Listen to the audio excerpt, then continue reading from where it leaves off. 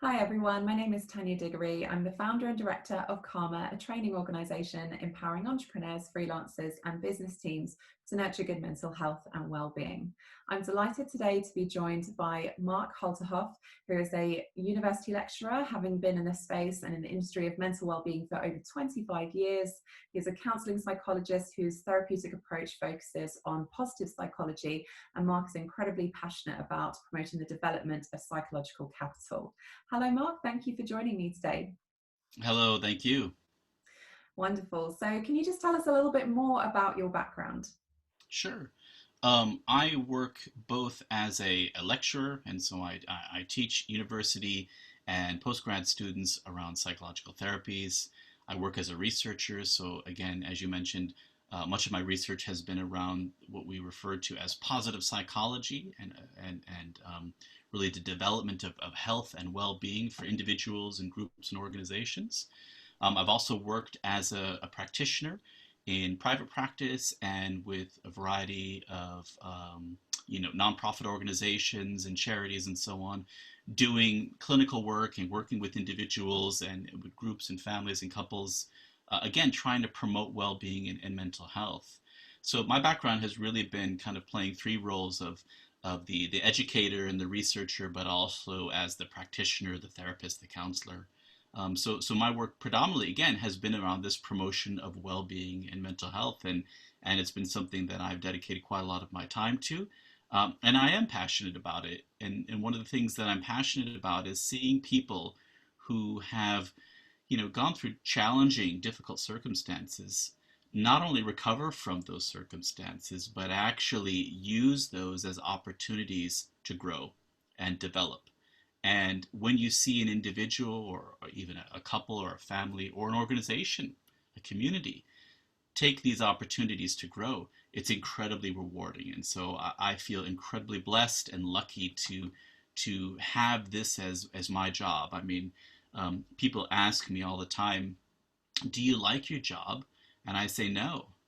I say that I love my job. And I love my job so much to the point where I have to remind myself to switch off. Because when I feel most alive and when I feel most productive and most engaged, it's when I'm doing this kind of stuff. And so it is something that is a passion because it really taps into my values and it taps into who I am as a person. So really, just this opportunity to even speak with you about this again, this is something that I'm excited about because I do think it's important to spread a message of positivity, and positivity not in a sense of trying to be positive and to ignore and somehow diminish what's negative and what's challenging around us, but saying let's embrace what is challenging around us, but let's look at this as an opportunity to push us further, to push us in further growth and development as people. And again, I love what I do. I can tell that totally. Just get that sense and that energy from you, and it's exactly why I've invited you onto this podcast episode today. So I'm Thank you. really really pleased to have you here, and I can totally relate actually to that sentiment around when you love what you do, when you feel on purpose, and when you feel driven and passionate about your work. It doesn't really Mm, feel like work, and in a way that can be quite challenging to switch off because you're so excited by it, but actually there still needs to be that balance, doesn't there, of absolutely. really have your personal time, etc. Yeah, fantastic. So, given that there are so many different types of therapies and counseling services out there, so many different approaches to Mm. psychology, tell us a little bit about what inspired you on your path to what you're doing now, and what was the process for you? What was the process for you in terms of choosing the type of therapeutic approach that you've dedicated your time to? Yeah. I have an incredible fortune right now that I actually teach psychological therapies to undergraduate and postgraduate students at the University of Edinburgh. And I get a chance to expose them to a variety of different types of approaches. And there, as you mentioned, there are many approaches to things like psychotherapy and counseling, and ultimately helping people to improve their mental health. And there are historical reasons for why there are approaches, and there are pragmatic reasons why there are different approaches. And so, it's a really big discussion as to, in a sense, why one person would choose one approach over another. But for me, I think as when I was a student and I went into psychology, my interest ultimately was to help people. And a lot of new psychology students or students who get involved in the social sciences, they have that as part of their motivation or value. If they wanted to make a lot of money, that going into the helping professions is not necessarily the way to do that. I would encourage you to be a banker or something else. But if you want to help people, being part of the helping professionals is really an incredible opportunity. And of course, many different professions focus around helping and empowering people.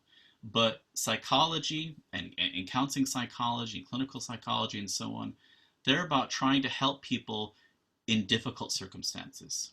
And so I will tell my students, for example, that you might meet somebody on the worst day of their life or in the worst season of their life. And what will you say to them that will help them to get through that, but will also to help them to have some hope and some, kind of optimism that the future can be better. And so when I was a student, I remember being exposed to all these different approaches, and you kind of have to go through things like the development of psychoanalysis and the psychodynamic movement and Sigmund Freud and all that, and it's interesting and it's fun, but again, it kind of views somebody as this person who's incredibly unaware of who they are, that there's all these unconscious forces that are at work in what they do and why they do the things that they do, and really a person doesn't know who they are, and your job is to try to uncover that. And there's some truth to that, but I always felt like it diminished an individual. It made us kind of these unconscious, unaware people. And then if you move into something like behaviorism, which is ultimately about saying that actually the mechanisms of control, what motivates us and controls us and moves us forward as people is not something within, but something outside of ourselves. And we have positive reinforcement, or we have punishment or negative consequences and so on, that these things actually shape who we are. And again, I think there's a really strong, important message to that. And I do like a lot of different aspects of behaviorism. But I think, again, it can diminish the person. It sort of takes growth, it takes responsibility, it takes opportunity away from people and puts it outside of themselves. And when I was a student, this was quite a while ago, when I was at university back in the, basically 80s and early 90s and so on, cognitive psychology and cognitive behavioral therapy was exploding. And today, even in 2020, cognitive behavioral therapy, CBT as it's often called, was the predominant force. And it was trying to incorporate some of those things in behaviorism, but also with this idea that our beliefs and our perspectives were incredibly important for why we do what we do. But with all those approaches, and then you have humanism and existentialism and about 1,000 other different types of psychotherapies, all sort of touching on different aspects. But many of those approaches really look at managing illness. And so we refer to this as a medical model, which is that, if I come to a counseling or psychotherapy session, I will be giving you a presenting problem. So this is the problem that I'm dealing with. This is the symptoms that I have. And our goal then as therapists, which is often a word that we use, is to provide some kind of psychotherapy to take them from a state of ill health and put them into a place of health. And I recognized really early on as a practitioner that this is what our clients expect, this is what the therapists or counselors expect, is that we need to make people well. But the thing that bothered me about that was that it assumed that, in a sense, that there is nothing well about them, or there is sickness about them. And even when somebody is sick, if they have a cold or the flu, they are experiencing symptoms. But what's happening inside of their body is that body is fighting. That body's immune system has been activated, and it is fighting to survive. It is fighting for health. And I always felt that it was important to look at people as fighters, people who wanted to get better and wanted to get healthy, and that is their natural inclination, is to move towards health. And as a therapist, a counselor, a researcher, a teacher, my goal was to say, well, how can we help people to move that direction? If that is the natural inclination that we want to get better, how can we help them? And what I liked about positive psychology is it didn't necessarily come up as kind of a new way of thinking about psychotherapy, but it was actually saying, let's take this perspective and apply it to all the other approaches and say, yes, looking at mental illness and struggle is important, but how do people grow? Give you one example. Um, you will no doubt hear in the media or just hear people commonly say when they talk about marriage that about half of marriages end in divorce. And so you hear that, unfortunate statistic. And of course, then as people, even people who are married or as educators or helping professionals, we say, oh no, this is a problem. So what we need to do then, because half of these marriages are ending in divorce, is we need to figure out what went wrong. So we need to understand, well, were they not communicating enough? Was there a problem in their romance or intimacy? Was there an issue in they weren't equally matched? And we look for what are called risk factors. And these are things that this is what might have caused the problem to occur. But it negates something. So let's go back to the statistics. So let's say 50% of marriages end in divorce, but 50% of marriages don't. 50% of marriages don't end in divorce. Now, if we're cynical, we might go, well, they're not happy though, they're probably struggling. But no, there are actually a significant amount of marriages and long term relationships that the people would identify as being great, being thriving, being loving, being powerful. And you will see couples who have been in incredibly intimate and useful and helpful and passionate relationships. Why? Why did they have those opportunities? Why did they have a relationship like that? So, as a practitioner, as a researcher, it's shifting the focus away from what went wrong, what were the risks that happened, to what went right. What did they do that was actually helpful? And that concept around positive psychology is saying, yes, we can acknowledge what goes wrong, but we also need to pay equal attention to what goes right. If the people listening to this right now were to go to Google and type in the phrase depression, I can't, you would probably explode the numbers on Google. That wouldn't be able to calculate all of the articles and websites and everything that have to deal with depression. Mm. Then try to Google joy or happiness or contentment or peace or whatever word you want to choose and see the difference in the numbers. And that is the most telling thing about the field that I'm a part of, is that we have spent so much time focusing on the illness and not about the health and the well-being of people.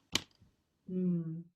It's so telling, isn't it? It's incredibly insightful. I love that comparison with the divorce statistic and the marriage statistic that you shared. It's so true. Yes, we can focus on that story that says 50% end in divorce, but what about the other 50%? Where's the story about that? And it's so interesting. And I also find it really fascinating from the perspective of wanting to help others. So looking at your field and what you chose to embark on in your career, and thinking about the well-being industry and mental health industry and Mm. just wellness in general, and how it's just exploded in recent years. And the Global Wellness Institute, just recently, I think in the last few years, cited that the size of the global wellness market is now 3 times the size of the pharmaceutical industry, Oh, wow. which is pretty phenomenal, right? Yeah. So the size of the market is so big now, and so many people, I think, are turning to either gaining services within wellness and within mental health and wanting to, like you say, improve and grow and support their well-being, or on the flip side, there are so many more people entering into the space of wanting to help others, whether it's as a yoga practitioner, whether as a coach, whether as a psychologist like yourself, a Yeah. therapist. There's just so many facets to well-being in general. And I suppose what really interests me as well from what you were saying is the self-protection element, how when you're going into this space, how important it is to also take care of your well-being, because you're putting yourself in the position to help others and share that energy with those who need help and need that support. And so what would your insights and tips be in terms of making sure you're still taking care of yourself as a mental health practitioner, as a therapist, as a well-being practitioner, etc.? I think, that's a really important question. And because ultimately, those of us that go into helping professions, we are often driven by our own need to understand what health and well-being is for us. So we may have come from a family that may have had some challenging circumstances, or might have grown up in an environment that was really difficult, or we might have a condition or disability, for example, that has made life hard for us. And so we are inspired to help others because to some degree we're trying to help ourselves, or we're trying to understand ourselves. And so oftentimes you'll see, when you're teaching a class, for example, on abnormal psychology, or looking at diagnosis and treatment, when you're telling students about these different disorders and mental illnesses, you can see them sort of scratching their chins and thinking, do I have this? And, is this me? And so many people who go into the field are concerned and driven by their own pain, or by their own need for growth, their own circumstances. And so it's incredibly important that all people then who go into a profession in which they're trying to empower and help others understand, first of all, that they are probably struggling themselves. They probably had challenges themselves, and not to negate or to minimize that, but to be aware of that, to be conscious of that. But secondly, is to understand that that actually is a gift. Going through challenges and having a hardship allows you to develop compassion. It allows you to develop a sense of understanding that can be incredibly empowering for other people. Compassion ultimately is related to the word passion. And of course, there's many different sorts of ways of understanding passion. But one of the ways that I think, for the sake of helping people, that's a helpful way to think of it, is that passion, it historically was referred to in a religious sense about the suffering of Christ when he was dying on the cross, and they talk about the passion of the cross. And so passion ultimately was about a sense of suffering for a greater purpose, that there was something beyond that. So to have compassion would be to understand and to suffer with an individual. And so really being compassion is to understand suffering, but also to go through it as an ally, as a partner with the person for a greater purpose. It's not just to look at suffering, it's to experience and to be with someone in that suffering for a greater purpose, which for the sake of helping professions is growth and development and well-being. So for practitioners, people who want to work with others, it's incredibly important to be able to be in that place to be compassionate. But in order to be compassionate, you have to be aware of and have managed your difficult circumstances. And you have to be on this sort of growth trajectory. You have to be pursuing health yourself. It's not okay to just be doing podcasts and webinars and articles and everything, putting out this health information without doing it for yourself. And that is vitally crucial. I use this analogy, if you can indulge me for a second, about this difference between a travel agent and a tour guide. Um, when I was getting married, I was interested in planning this amazing honeymoon. And so I wanted to go to Hawaii because I was living in the States at the time. And I thought that's a great place to have a honeymoon. And I went to a travel agent and I said, tell me all about these, places that I could go. I want to go to an amazing place. And she took out this brochure and she was showing me all these different places. And she named a place and said, this looks great.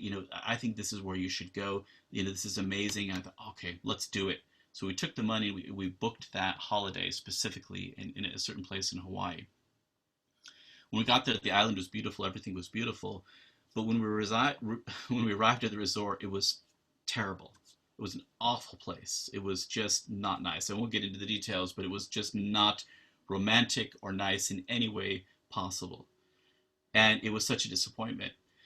And I think then being in Hawaii, one of the benefits around it is that there's so much natural beauty. So we tried to put aside the fact that we're in a horrible place, we're staying in a horrible place, and we went on a tour of these Hawaiian ruins. Now, I am not a history person at all. I don't know much about Hawaiian history, and I didn't know if it would be interesting at all. And we went to these ruins, and they weren't, incredibly spectacular from the outset.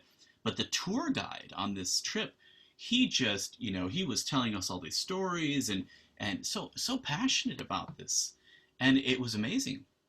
And I remember thinking, wow, this is exciting. And it was, to be honest with you, on the outset it didn't seem that exciting, but it was. So I asked him, I said, how do you know so much? I mean, are you like a PhD student in history? Have you studied? And he goes, no, I live right here, my village is right there. Because I grew up with this place. I know this place intimately. This is part of who I am. That's the difference in the helping professions. And you can tell the difference between a tour guide and a travel agent.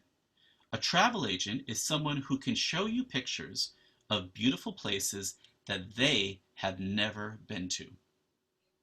They've never been there. They can show you the picture. The brochure looks nice, but they don't know. And when we went back to that travel agent, we did give her some feedback. And she goes, oh, yeah, I've never been to Hawaii. I didn't know. I heard it was good. I'm sorry you had a bad experience. She'd not been there, but she had a brochure. The tour guide knows something intimately. So if you're going into a helping profession, if you're in any way engaging with people, you have got to be a tour guide and not a travel agent. And being a tour guide means that you know these kinds of struggles and challenges intimately. And if you don't know them, you don't go there yourself, to be honest with you, you will just be a travel agent. You'll be showing pictures of beautiful places, beautiful experiences that you've never been. Wow, what a powerful analogy. Thank you for sharing that. That's going to stay with me for sure. And the word that came to my mind as you were talking about it and as you were summarizing it was the word empathy, right? Mm, How you're able to tap into empathy more, which is so crucial if you're supporting and helping people as a profession. And yeah. that tour guide, right, would have that level of empathy. Exactly. Having empathy does require having to go to challenging places Mhm. and be able to face those difficult circumstances in our own life. Mm, that's fascinating. Thank you for sharing that. And I suppose this leads on to another question that I have around, supporting others, around mental health in general, really, Mm, in that there's so many different perceptions around mental health and what it means to be well, what it means to struggle, etc. And earlier on, you tapped into you briefly mentioned the stigma attached yeah. to mental health. So, bearing everything in mind that you've said so far, and the importance of, if you're stepping into this profession, what is important to recognize in yourself, and bear in mind when you're supporting others. And within that, it's our perception of mental health, right? hmm And I think for many years there has been this stigma, you're right, attached to mental health. And that there's this almost negativity bias that when somebody's talking about mental health, there's a natural aversion to thinking of a mental health illness, problem, struggle, an issue. Right. Now, of course, it is incredibly important to understand what it means in that space and to know how to seek the right kind of support if you are really struggling with your mental health. But because it wasn't really understood in a really broad way for many, many, many years, it wasn't studied in the same way that physical health was for so many years. And, if you're looking in the field of neuroscience and psychology, just the advancements that there's been in those spaces over the last few decades is phenomenal, right? hmm So where we are now compared to where we were a few decades ago it's a huge jump. And there's still a long way to go with understanding mental health. Even though we have come a really long way, but there is still that stigma attached to it, that there's Yeah. this kind of perception, generalized, I'm saying perception, of that it means we're talking about a problem here. Mm, Now, I'd love to know from your perspective, why do you think that stigma still lives on? sure. And what do you think mental health means? Give us your description and perception of mental health. I think, in a lot of ways, the stigma around um, any kind of struggle, a person going through difficulties, a person having challenges, ultimately it is based on the way that cultures and communities have developed historically. And even if you wanted to go way back to a sort of an evolutionary perspective, um, what we worry about as groups and as individuals is to not be the weak one, because the weak one is the one who's picked off by the predator or is left behind or so on. And so we're very concerned about weakness because weakness potentially makes us vulnerable to exploitation. It makes us vulnerable to attack. It makes us vulnerable to all sorts of different things. And so naturally, as human beings, we have an aversion to being seen as weak or to um, even potentially be visibly weak. So naturally, we do tend to hide weakness because, again, we don't want to face the negative consequences of that. Just think about, this is a time where, of course, when kids are going back to school and whether they're going to primary school or secondary school or even university, if you remember, for me, it's of course a much longer time ago, but if I remember being a child, the last thing you want among other kids is to be the weak one, to be the one who is different, the one who stands out, the one who is potentially could be a victim of bullying or be exploited in some way. So you do everything possible to hide that. And you'll see that especially children work very hard at blending in to the point where they are unnoticeable. You'll see kids who are walking down the street who look exactly the same, wearing the same outfits and same hair and everything. And why is that? Well, it's because they want to blend in. They want to become unnoticed because they believe that's a sign of strength. It's not until we get older do we realize that standing out is okay, in fact, actually beneficial. But that takes time to develop that sense of confidence and courage as a person to recognize that being noticeable and standing out is okay. So the stigma around mental health is ultimately about, oftentimes in history when someone has suffered with a mental health issue, shall we say, there were some pretty negative consequences to that. Whether they'd be ostracized by the community or potentially even institutionalized, which had significant negative consequences in individuals' lives. So, throughout history, we've had people become institutionalized. It is something that we all want to hide. So, in 2020, that now that we're talking about mental health, it is a complete reversal of that trend, and people are slowly starting to see it's actually okay to have had struggles and challenges, and to acknowledge that and to talk about that. And we see celebrities, we see people who are in prominent positions, leaders, and so on, acknowledge their own struggles, and it gives us a sense of, oh, this is okay, this is all right. But that is a slow shift that happens culturally. Is that it's okay to be unwell, it's okay to be struggling, and it's okay to talk about it, to be vulnerable about it. That's not going to be something that is used to exploit you or to in any way harm you. But that takes time to transition as a culture. The other thing I want to say is you talked about the kind of the negativity bias and this propensity for people to focus on the negative. Even when we use the word mental health today, ultimately, if I were to say to you, "Oh, have you met this person?" But they have a mental health issue, you're going to assume that what I mean is that they are, they have depression or anxiety or something that's quote wrong with them.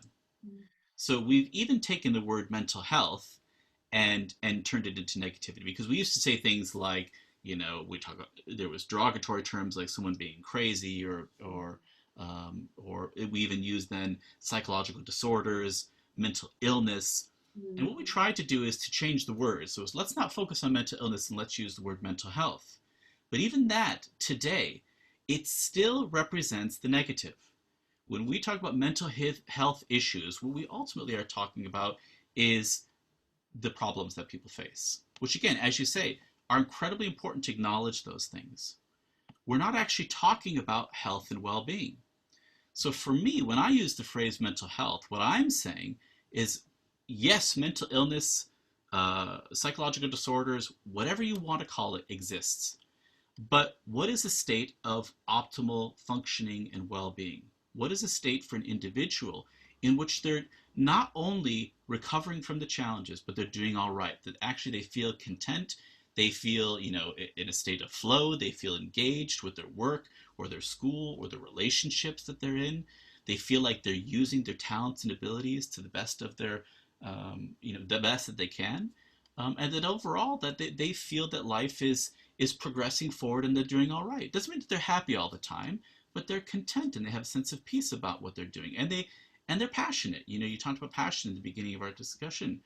What is it that fires people up and allows them to be motivated to do what they do? So for me, mental health is about that sense of that optimal place for individuals where they have a perspective of who they are, why they do what they do. They have a purpose and a mission for what they do, and that they are enjoying that. They are dealing with the challenges, but that they are passionate about what they do. And I think that's an important definition, that mental health should be ultimately about utilizing our challenges and our strengths to grow forward. And Mm. I really like some of the concepts of a theory called psychological capital. And psychological capital is ultimately about using these aspects, the concept of capital, even in economic sense, using these aspects for a greater purpose, a greater sense of opportunity for an individual or for a group. Love that. That's fantastic. And I think there's so much to be said for the way that you view mental health as a way to look at the optimal side of mental health, and that Mhm. balanced perspective. It's just so important. And from my viewpoint, what I've noticed is the language around mental health, and I feel like that could be also driving the stigma still today as well. I still hear people use the phrase, they've got mental health, or Yeah, got mental health, she's got mental health. And it's like, well, why not say they're going through mental health issues, or they're experiencing a mental health problem? I feel that we need to describe mental health when we're talking about it in order to banish the stigma as well, because there's also positive mental health. There's, like yeah, you said, feeling content, feeling at peace, thriving with your mental health. So I also feel that the way we talk about it and the words that we use to describe that term when we're talking about it is really important, because if we just say the phrase mental health, it's like, well, what type of mental health are you talking about? You know what I mean? exactly. Mm. Even if you think of, we all have those friends that eat healthy and they work out all the time, and that their lifestyle is around pursuing physical health, and so they do everything possible. They're having kale, and they're eating a plant-based diet, and they're jogging, and they're going to the gym, and the rest of us tend to hate them because they look good, they look healthy, they're living this life that most of us aspire to. But if you think about physical health, for example, how many times have we said, yeah, that's great that that person can do that. I just can't. I can't, I couldn't eat, broccoli and kale, and I enjoy my takeaways too much, or I couldn't go jogging. I can't be bothered to go to the gym. We start talking about ourselves as though, well, that's not something we could achieve. Mm. That's not who we are. We're the people who like to, sit on the sofa and watch telly and eat junk. But Mm. that's not really true.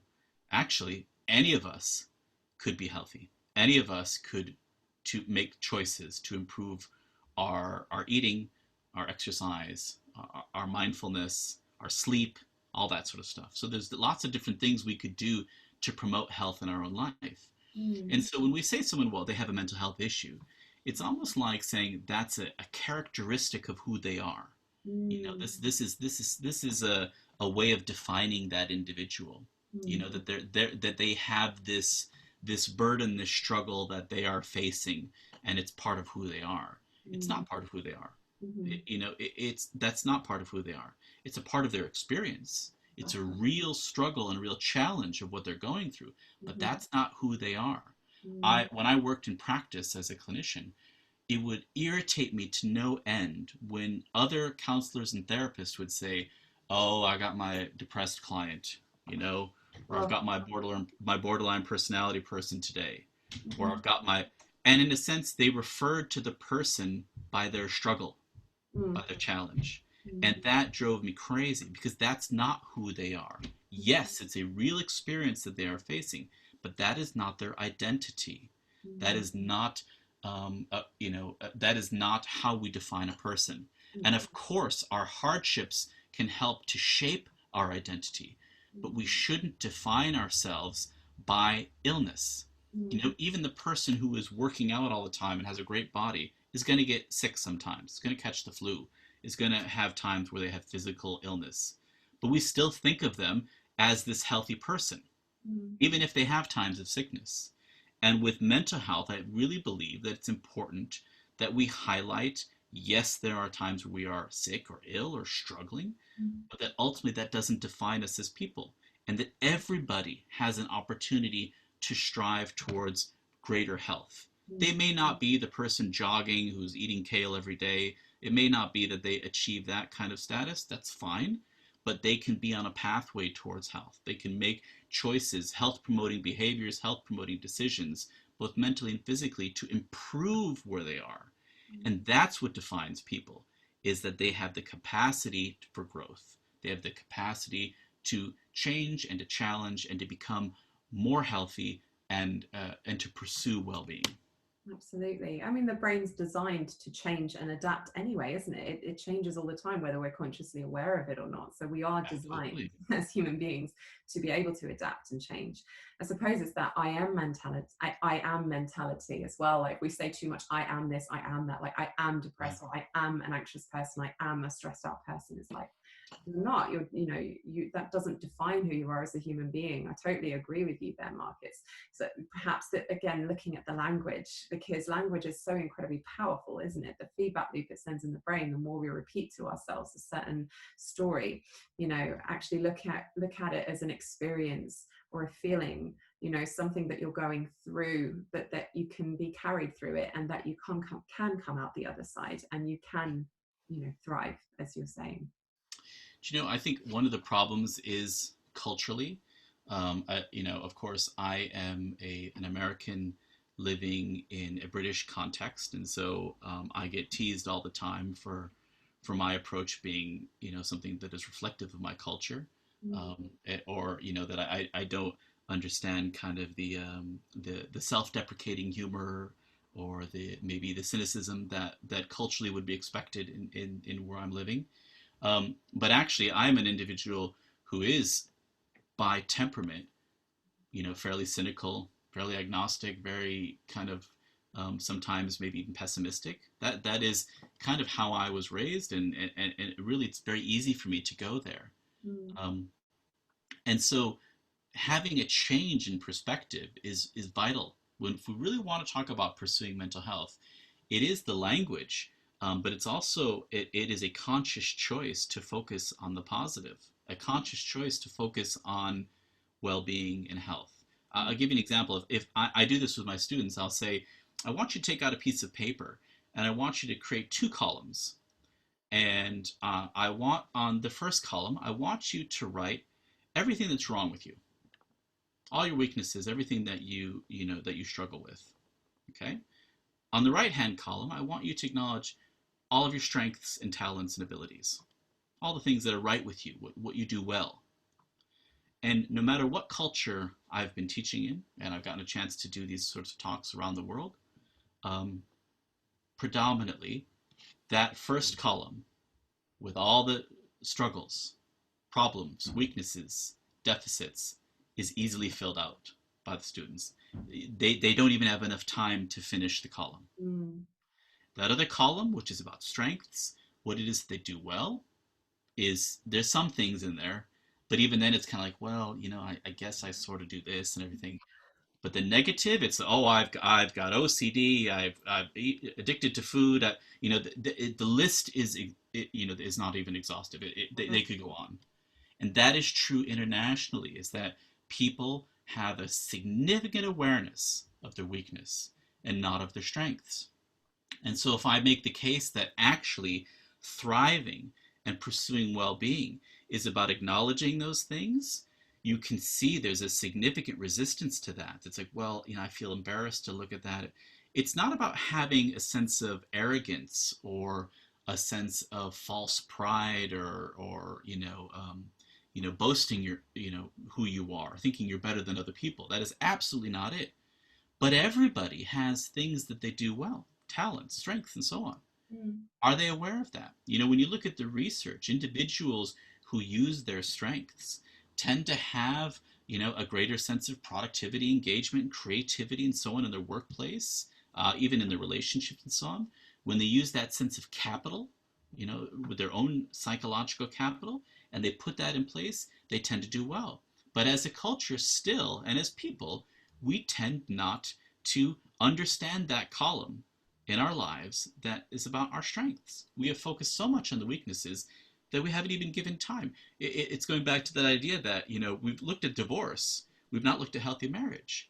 We've looked at people who have addictions, but we haven't looked at how people have coped with certain kind of activities or even substances and still managed to fare well. We look at dysfunction, not at well-being. And as a culture, we emphasize that. How many times do parents, for example, in working with their children, something will happen and they go, yeah, that's great, but here's all the things that we're missing. Your report card, your marks, your results at school. How many parents have gone, that's okay, but you could have done better. Instead of celebrating and highlighting what it is they did well, they believe that by focusing on weakness, that's actually a good thing. That parents and educators and people in my profession believe that if we actually help people to focus on recovering from weakness, that will promote strength, and it doesn't. There is no evidence in any of the literature or the research that's being done that shows that when people focus on overcoming weakness, that they tend to thrive. What the research shows is that when people focus on what it is that they do well, the capital that they have, and understanding that, becoming aware of that, and implementing that in their life, that's when they thrive. There's a concept, for example, very early on in history from Albert Bandura called self-efficacy. And basically that's the perspective that I have what it takes to handle any problem that comes my way. Now that's not about boasting, that's not about being arrogant. It's about saying, look, I know that if things get difficult, I have what it takes to get through it. Mm. And what we find again in the research literature is that people who have levels of self-efficacy tend to thrive and do better. It's not even anything as complicated as having a full column of understanding your strength. It's just starting with that belief that there's something about me that I can survive this, I can get through this. And that is as in we talk about in research about a predictor. It's a very strong predictor of someone coping and doing well. Is that belief that I have what it takes to do well. But that starts with a perspective as a culture and as professionals. Do we allow a space to focus on that? And so when we talk about mental health, we have a conference or an event and we discuss mental health. Have we given ourselves a space to focus on how is it that we thrive? And how do people utilize their capital, their strength, and so on to thrive in those opportunities? And that's a real challenge because, again, if you do your Google searches, you're going to find all about the weaknesses. That column of dysfunction and what's wrong with you. There's a book called the DSM that we as psychologists and psychiatrists use. It's about this thick. It's bigger than most phone books or any kind of religious texts. We've got this massive thing. That is a book about what's wrong with you, the DSM. So as psychologists, we have hundreds of disorders that we can label you with. So, you're struggling with this, you're going through this. Well, how come we don't understand what's right with you? Where's our book that talks about all the things that are right with you? We as physicians, even as people in the medical field, we understand how to treat disease, but how do we promote health? And I think it's a really important question to ask. If we're going to really be serious about mental health, do we even have a picture of what mental health looks like? And what I suggest and what I think the research shows is that mental health ultimately is about having those four aspects of what we refer to as psychological capital. And you can remember this just by using the word hero. So if you want to remember psychological capital, try to remember hero. So think about a hero as somebody who's strong. First, in hero, the H is for hope is that the research shows that people who tend to focus on hope thrive and do well. And finding that place of hope is incredibly important. The E in hero we refer to as efficacy. And that is, again, kind of like what I was saying before with self-efficacy, is we understand kind of our strengths and our abilities, and we have a belief in ourselves that we can manage whatever comes our way. The R is for resilience, which is, is kind of the big buzzword everyone's talking about all the time. But that is being able to bounce back, being able to recover from difficult circumstances. And of course, the O is about optimism.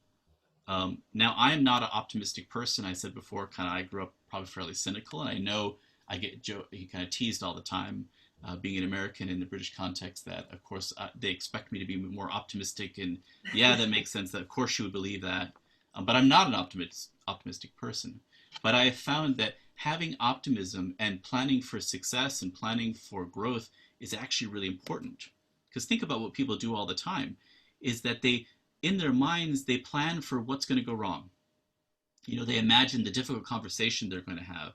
They imagine the hardship at work or at school, or maybe just even in their own personal life, and they role play and they worry. Worry is ultimately about imagining what could possibly go wrong. And so we're looking for all eventualities and creating strategies for dealing with everything that could go wrong. And we have no strategies for what if it goes right? What if it goes well? So when can we expect your book to be out? What's right with you? Tell us that you're working on something along those lines. Yeah, I that would be great. I think if we as people who are in the helping professions got together and said, we need a counter to the book of what's wrong with you, and to focus. And I really do believe that's what positive psychology is trying to do, is let's look at positive functioning, good relationships, good education, well-being, and so on, and let's understand that and study it and find out how we get there. So from your research, it's identified that really from a young age is when this is implemented the most, and what can influence us most in our lives. So I understand also from research that we've undertaken at Karma that between the age of 0 to 7 years old is your really core formative years, where you form your core personality, characteristic traits, belief systems and values, morals. Is that still true of the current research today? And is it those early years that really play a massive part into what can influence you and your well-being and your outlook on mental health? I think it's important to acknowledge, you mentioned the brain earlier, and the brain is incredibly adaptable and so on. That actually, when we look at neurocognitive development, brain development, which I think is really important when we're talking about when do these things form and how do we emerge, is that the brain is in a state of pretty constant flux and development until mid-20s, actually. The brain is in the process of development until our mid-20s, which means that actually, although there are incredibly important core aspects to who we are and how we understand the world and so on, that can be set at an early age, the brain is still, we talk about neuroplasticity, for example, which is that, the brain has an incredible ability to change and adapt. So even if there are core aspects that are established at a very early age, the brain has the ability to change very much, significantly so until your mid-20s. And the truth is that although the brain may not be developing as much physiologically, there's still connections and development that are occurring until the day that you die. And so you are learning and developing connections. You are creating pathways and all sorts of things all the time. And what you find is that it's sort of a use it or lose it type thing. If you are developing connections, neural connections in the brain that are focused on one aspect, or are focused on, let's say, I want to learn more about my own sense of well-being. I'm going to focus on my mindfulness, and I'm going to become more aware about how I'm doing emotionally throughout the day. As you practice that skill, although we talk about physical and mental, there is no difference between the two. Mental is a physical process. You are creating physical connections when you do this. You are building highways and motorways within the brain. The more you build, the more you practice these things, you are creating a physical change in the brain. And that is incredibly crucial. Whenever you're trying to have a change in perspective or change in behavior, you've got to build those neural pathways. And it is about, and again, rehearsing and practicing and so on. It just builds that stronger connection. So you're absolutely right that there are fundamental aspects of who we are that are established very early on. And that's the responsibility of parents and educators to do the best we can at providing the optimal environment. Mm. But that being said, it would be foolish to think that somehow we are determined to be a certain kind of person because of an experience we had when we were 6 years old, an environment we had. And I think that's one of the dangers of some approaches within psychology and so on that suggest, that basically we for example, in psychoanalysis and a Freudian perspective, it was almost over by the time we hit 12. There's nothing else to do. You didn't even bother to create any more stages of development. It was all that early years that was important, which was good historically because we didn't think about childhood before those kinds of perspectives emerged. We thought of children as being, with all due respect, stupid adults. We thought of them as being kind of stupid adults, and they just needed to be educated. And even when you look at artwork in the past and you see pictures of children, they don't look like children. They look like little adults because we didn't even think about that. But actually, the psychology movement did put a focus on children. But I think the damage that it did was to kind of suggest that, again, we talked about identity. Well, this created your identity at 7 years old. That was set at that age. Your identity is in constant development and is constantly adaptable. Certainly there are traits and characteristics of who you are. There's no doubt about that. We have personality, we have all sorts of things. But it's not your identity. Your identity goes beyond that. Absolutely. And it's exactly that point that, yes, early years can influence you, but it doesn't have to dictate your whole life, especially if you've experienced trauma or difficult challenges, etc. So let's talk about resilience. You mentioned before that this is a buzzword and it's being used a lot nowadays, and a lot of people are talking about resilience. But let's dig a bit deeper into what resilience means and a bit more about what you referred to earlier on about going beyond resilience, really looking at having an optimal level of being, of thriving. Yeah. So traditionally, when we've discussed resilience, what we are saying is it's a word to kind of capture the state of coping. And so resilience is ultimately about facing potentially any kind of threat or adversity in our life.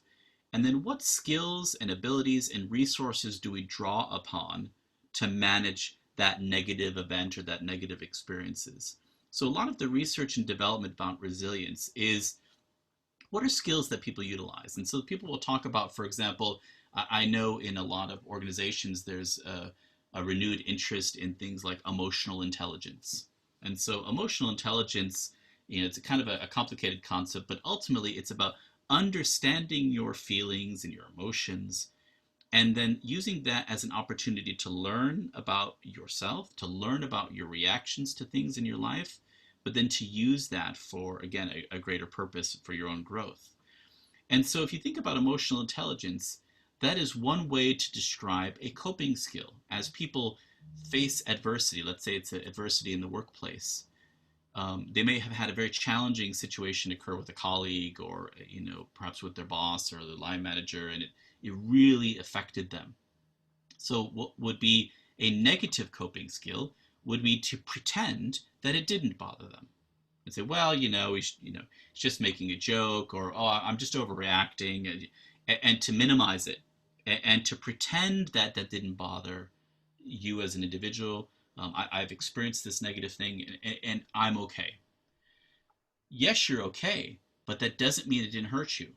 It doesn't mean that you don't feel sad about that or even scared that maybe something is going to happen, or that you're not having feelings that emerge from that. So being able to talk about your feelings is identified as a very positive coping skill that leads to resilience. Resilience being that endurance despite challenging and threatening and difficult circumstances, that you're able to get through it, that you're able to withstand those kinds of pressures. If you type in resilience and you go into Google Images, you're going to see loads of pictures of a plant cracking through the desert floor and still growing. And that's ultimately what we're saying is that, yeah, there's harsh environments, harsh circumstances, but that doesn't mean that you will be destroyed by them, that you can survive and be okay. So a lot of the research in resilience is trying to understand what are the coping skills that help people to get through things. So we're looking at the positive coping skills. We're also looking at potentially what we might refer to as maladaptive or negative coping skills. So, for example, there's the research shows when we look at burnout in professions, and so there's a lot of interest in why do people burn out in different jobs and so on. One of the consistent findings in the literature is that there is a kind of a phenomenon when people become almost disembodied or disconnected from themselves, where they will even talk about them becoming like a robot or an android or something, that they've just shut down, and they say this is I need to do this to survive. And so they're in professions which are difficult, and so they just become this machine. um, but the problem is that we're not actually robots. We're not machines. There is an emotional side. There is a real experiential side there. And if that gets shut down completely, that is a high predictor of burnout. People who get into that stage of being completely disconnected. It doesn't mean that they need to be touchy-feely all the time in their job, and we wouldn't expect someone who is an emergency response worker or an ambulance driver to show up to a scene and start crying because there's an awful scene. We expect them to have it together and to get us to the hospital safely. We expect them to be able to cope with that. But that doesn't mean that they should be robots all the time. They need to have a space to say, well, I had a very difficult thing happen. So police officers, emergency response workers, people who are dealing in professions that are challenging, what we find the research and resilience in those professions is that they don't just become this shut down kind of person who just is disconnected from their feelings and disconnected from everything, that they have ways of processing that, managing that, and going through that in a healthy way. And again, that shows a high level of resilience, and people who have those coping skills tend to not burn out and actually can enjoy their jobs. Mm. Oh, fantastic. Yeah, no, and I think that's such an important point about burnout as well. We do a lot of research around burnout at Karma too, and just that, I feel it also gets used quite casually sometimes, when you hear people say like, oh, I'm just really burnt out. I mean, they can be feeling highly stressed. I'm not negating that they don't feel symptoms of burnout. But if you're really feeling burnt out, like you said, you almost feel quite robotic, like disconnected from yourself, completely mentally, physically, emotionally exhausted, like you've got nothing left to give and you're running on empty. So I think that that's also something important to highlight, that Yeah. that research behind that. So thank you for sharing that. And so with regards to dealing with uncertainty, let's say, that there's lots of different uncertain circumstances that we can face in our life, whether it's professionally, whether it's, something happening around the world, like a pandemic, whether Right. it's, something that is kind of out of our control. What are your insights and, I suppose, some tips to how you cope and deal with times of change and uncertainty in a way that ensures you're looking after yourself, that you're gaining perspective, Yeah. and that you're taking time for nurturing that? So whenever as people we have a circumstance or a situation in our environment in which um, how we have dealt with things and how we have understood things and how we have coped with things becomes tested. So the way we've been managing and the way we've been dealing and the way we've been resilient becomes tested in a new way. What happens for people is that can be incredibly stressful. Even when it's positive change, there's lots of research in, students who are going off to university, for example. They're excited about going to this university. This is what they wanted to do. This is their goal. They achieve their goal. They're finally getting away from maybe their parents or their old environment and have this great new opportunity. It's a positive change, but that can be incredibly stressful and challenging for them. And we see a lot of students who struggle during that first semester, that first year at university, and we see them, some students who thrive and some students who really struggle. Um, Even though that was a positive thing, it wasn't a pandemic or an incredibly traumatic event. It was a positive thing, but they really struggle. So what happens is that whenever we're put into a situation of uncertainty, it tests our existing coping skills. And it's very possible that our coping skills worked in one framework or in one setting, but not in another. And what we find is that people who are more adaptable and not so rigid and inflexible in their approaches to managing life and dealing with challenge, if they have that sense of I can adapt what I do and I can learn new skills, they tend to thrive better. But people who face uncertainty and are still trying the same kind of approach and it's not working, but they keep trying it and trying and trying, become increasingly frustrated that it's not working, they're the ones who tend to struggle more. And so it's kind of like this concept that says, well, ultimately, being able to face uncertainty means being prepared to, first of all, rely on coping skills that we have, but also to adapt and shape them to the environment that we're around. But it also involves having hope and optimism that we can do that, so that we can handle the situation and we can do it successfully. It requires efficacy, where we sense, okay, what strengths and abilities am I going to draw upon to be in this situation if we want to be able to handle these times of uncertainty. If we don't have those capacities, if we don't have those aspects of who we are, then uncertainty is going to potentially cause problems. To take it to an extreme example, when people face a traumatic event, which again is probably the most uncertain, frightening thing that will happen to an individual, they have this traumatic event, potentially even being a life-threatening event. We have a phrase in the clinical literature that we refer to as the shattering of world assumptions. And the shattering of world assumptions means that we understood how the world worked. This is how things work. And this event comes along and it shakes it up. And it says, no, the world doesn't always work this way. Sometimes it works this way. And for many people, the shattering of world assumptions is a real indicator of how traumatic this event was for them. How much did it impact your perspective of the way reality, the world around you is? How much did it challenge that? And for people who are very rigid in their worldview, very rigid in how they manage things, that can be catastrophic because they don't have, well, they don't believe they have the skills to kind of face this new world. So even if we're talking about a pandemic, for example, and we say, this is the new normal, the new reality, if we don't have the skills to be in this world, and we're still waiting for the world pre-COVID-19 or pre-pandemic or pre-divorce or pre-life-threatening illness that I'm facing or pre-whatever, and we're just waiting for that old time to come back so we can start using our old skills again because we're not coping well in this new world, that's not going to be a real indicator for resilience and thriving. What that means is that they're going to have to keep trying to go back to the past where they were functioning.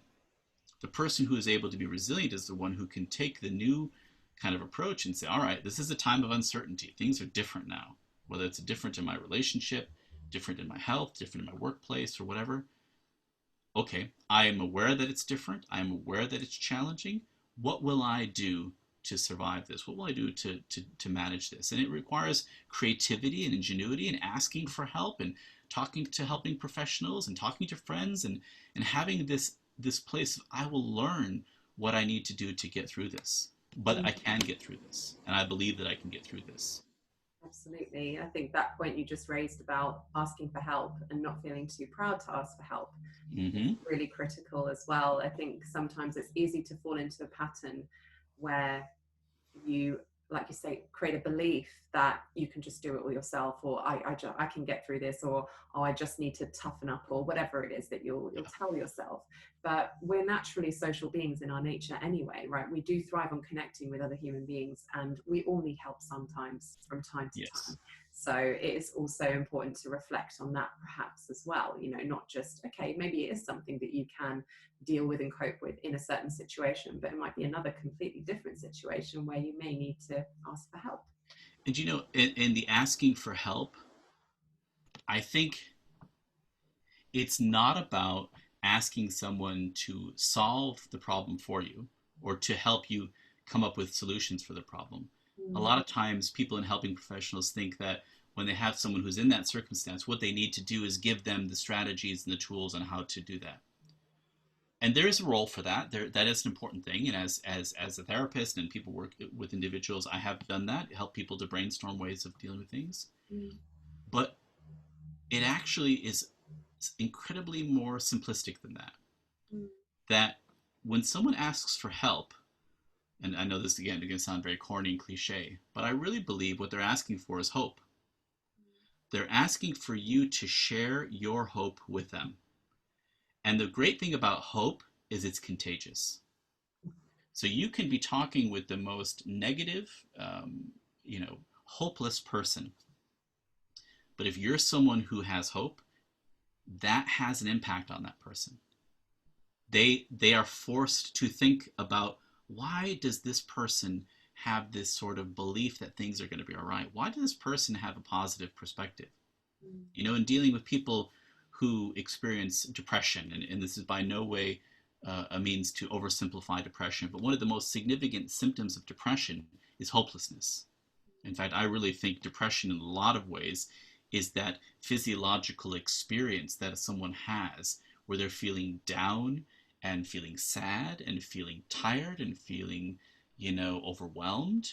And then the consequence of that is that we then think, will it always be this way? Will I always be like this? And we project into the future that this is going to be something I experience forever.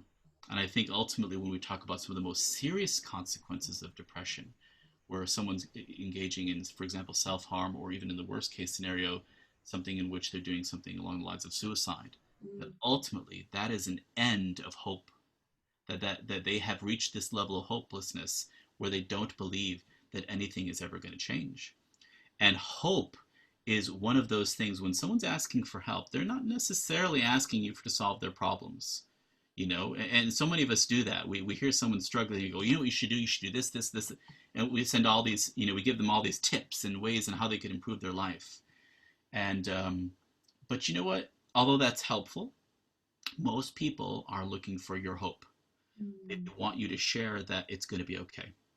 And there's so many times where I sat with a client who's depressed, and they go through their litany of all the things they've tried and all the ways they've failed, and they want you almost to agree that they're a lost cause.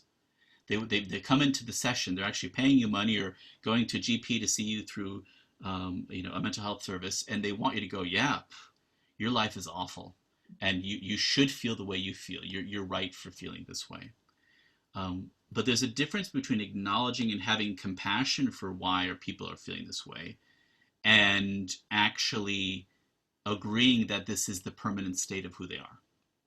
And I will say to a client who says, I've struggled with depression for 30 years, and I'm never going to get over this.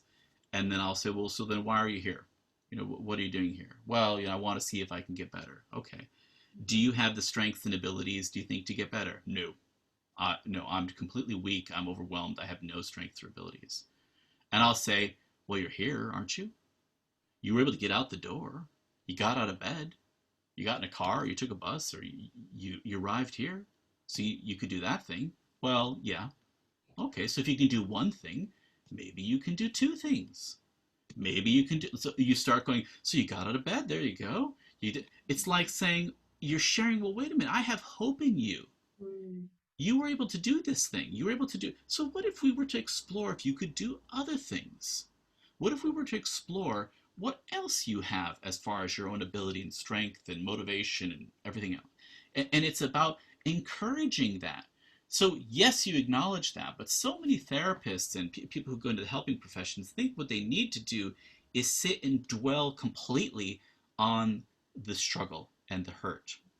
And there is an incredibly important place to hear people's pain.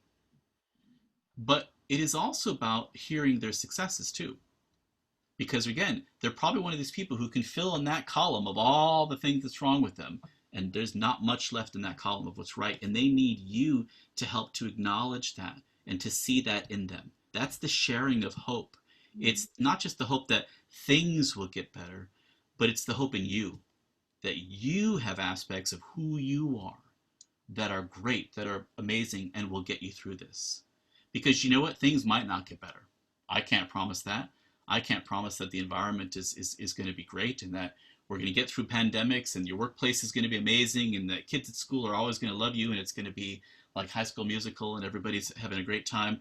That I can't promise those things to people, but I can promise that they have aspects of who they are that are strong, and we need to discover them. We need to kind of harness that energy and to cultivate that, because that is what gets people through. And so I strongly believe that hope is ultimately what we need to start with when we're helping with individuals. Not a false hope or a fake hope where we kind of discount what's happening, but a real one that looks at attributes and aspects of a person, highlights that and cultivates that and allows it to flourish. Highlighting facts like you just gave in that example, and say, well, Yeah. you're able to do this, and just maybe showing them a different perspective that they hadn't been able to or have the capacity to see that day. Yeah, absolutely. I think that message of hope is a beautiful note to wrap things up on. But before we do, I would just love to have your opinion, please, on your prediction of where you see things going in terms of mental health awareness in the next 5 years. What would your Mm. prediction be for that?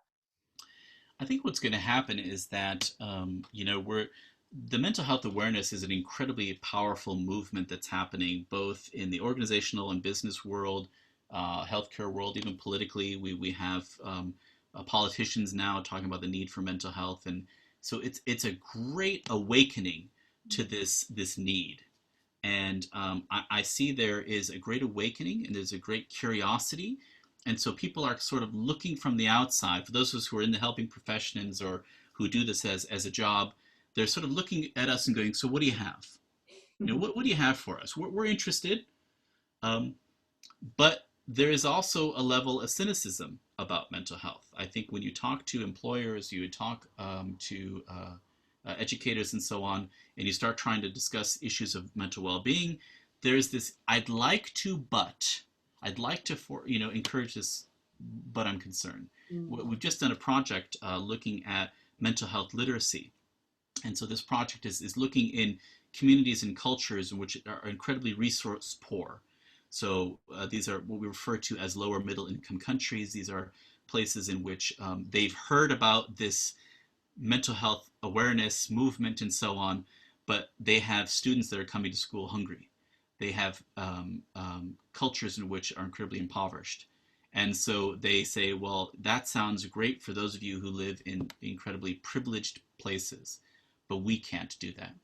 So as this awareness of mental health and everything is happening, what people are having is they're having an interest in this, but there's also a important skepticism that they have about, is this really achievable and possible? So I think within the next 5 years, it is incumbent upon us in the professional world and the people who are doing this kind of work to demonstrate that this is something that is achievable and that it is something that can be done, and that it doesn't require major programs and interventions. I think that's the thing, is that if we go to a politician or an educator and say, you know what, mental health is important, and here are the 100 things you need to do in your classroom to make it better, here's the new laws that need to be enacted, here's how much money we need, they're going to go, that's great, but we can't do that. So I think the next 5 years is that we've created this kind of syndemic of becoming aware of the need for mental health without necessarily providing all the solutions for how to do it in a efficient way. And I think what's going to happen is that we're going to get away from fairly complicated types of approaches to much more streamlined and maybe even simplistic things, even just discussion of hope. There's a lot of research in hope. You'll see there's people who are demonstrating what that has, even for looking at new employees or people in vulnerable positions or new career professionals, students, and so on. If you create opportunities for hope, and I think what we're going to see is that if we rely on just psychologists and therapists to make mental health a thing, then we don't have enough people out there to do that. The truth is that even in the most resourced culture, like I here in the UK, we have significant amount. I'm from North America, where it seems like there's psychologists everywhere. We still don't have enough people to make mental health happen. It just can't happen. As a therapist, I will meet with someone for 1 hour, and then they go back to the real world. Yeah. So we need to start changing the systems and the things that we have in place to create mental health. And that means systemic change. So my prediction for the next 5 years is we're going to stop necessarily delving into the depth of depravity of mental illness and sickness and trying to scratch our heads and think how much, billions and trillions of pounds and dollars do we need to solve this problem. And instead, we're going to look at the systems that we have in place and say, what could we do that could alter things? What could we do in the schools, for example? We talk about early childhood development. What could we do to change how we support and encourage children's growth? Is the system of education we have, which is predominantly around exam results in certain cultures, or grades, or getting into certain jobs or universities as a metric of success, what if we were to change that? What if we were to alter that a little bit? Businesses and so on, is just creating a profit for one fiscal year our ultimate goal? Or do we want to have a sustainable workforce that can take us through a variety of different types of economic times, where we have maybe times where we have more fiscal gain than others, but we have a team that's in place that's healthy and productive and well, maybe that's where we should put our investment in. So I see that there's this need to focus on the systemic change that occurs. And I really hope that's the case, that in the next 5 years we see more systemic approaches, system-wide, even if they're fairly simplistic, but that are aimed at creating a greater sense of well-being. Here to that vision. Sounds absolutely wonderful. And, I do actually believe in that vision too. I think there's a lot to be said for that. And like so many people making small changes, with it, whether it's within the profession of well-being and therapy, etc. There's various different practitioners, but also just, there are mental health activists, there are mental health advocates for various reasons, and what we can all do to be kind and, like you say, share the message of hope on a day-to-day basis and the transformation that that can make as well. Yeah. So thank you. That's a beautiful message to finish on. Mark, do you have any upcoming projects or anything else that you'd like to share with us that you're working on at the moment? I think, the projects that I have predominantly are around trying to understand from an educational perspective which ways we can begin to empower people to become aware of their capital, their strengths, these ideas around resilience and hope and everything. But what ways can we implement them? And again, although I'm a practitioner and I've functioned in a very traditional practice of a one-on-one or a small group, I think there are some approaches that we can utilize that might be beneficial to organizations and groups and individuals that are about becoming more aware of strengths. And so I'm very keen on exploring education as an approach to helping to understand a strengths perspective, and specifically in communities that are struggling, communities that maybe have some impoverished resources, or even in professions in which people are at high risk. And so a lot of the research and some of the work that I'm doing is trying to understand and discover that. And so I'm really excited to be a part of some projects with some Syrian refugees. I'm looking at some projects in Malawi as well. And really just, again, even in an educational perspective, such as the University of Edinburgh or other colleges and universities that are out there, what things can we do to develop? And so I'm creating course content about what we call intrapersonal transformation. And so I really believe that education has an opportunity to explore interpersonal transformation as a educational goal, not just vocation preparation or academic success, but really this idea of transformation. So a lot of the work I'm doing is about trying to understand some of those approaches to promote well-being from an educational perspective. And how can our listeners connect with you or follow up with you? Well, they can follow me on Twitter as well. I'm trying to do a bit more content on YouTube, and so there's some information that I present there. But again, all the information that I have, the articles that I read that are important, I try to post, for example, on Twitter just to say, here's some articles that I have found that have been really helpful. And I just try to put out the content that I'm reading and the things I'm engaging with, again, to kind of send out this message that kind of we're all learning together. And I'm always keen to interact with people who have questions. I'm always interested in people who have thoughts. And so I love it when people want to have these discussions, and I'm always up for having these kinds of talks because, again, I have hope that we are able to get there as a helping profession as people, and I want to share that, and I'm happy to explore and talk with anyone around that. So contact me on those social media, or again, I have research and things that I put out there. Maybe we'll write that book that has to do Oh, with please what's let us right know. with I'm going to keep people. my eyes peeled. Hey, we're going to keep that working on that book, but again, it's just getting that message out there. Absolutely. And your Twitter handle is at my Genesis story. Is that right? Yes, that's right. So it's at my Genesis story. And again, it's that idea. I'm a bit of a nerd, and I like superheroes. And of course, my family hates this because I will watch any superhero film, and I'm interested in how the genesis of someone who has had an experience and then becomes a superhero. And so I like to think of people as superheroes. So my handle is about that, my Genesis story. Love that. And you've given us that lovely hero analogy earlier as well, which I'm sure will stay with our listeners too. So this has been amazing. Mark, thank you so much for your time today. It's been an absolute pleasure to speak to you. And I wish you absolutely every success in all your endeavors. Sounds amazing, all the work that you're doing around the world. Keeps you very busy by the sounds of it. It Thank you does. for your time today. Thank you very much. Thank you very much for having me.